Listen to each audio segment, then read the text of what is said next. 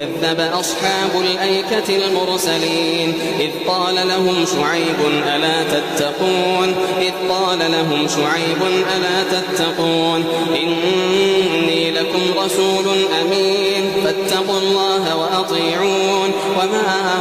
أسألكم عليه من أجر إن أجري إلا على رب العالمين أوفوا الكيل ولا تكونوا من المخسرين وزنوا بالقسطاس المستقيم ولا تبخسوا الناس أشياءهم ولا تعثوا في الأرض مفسدين واتقوا الذي خلقكم والجبلة الأولين قالوا إنما أنت من المسحرين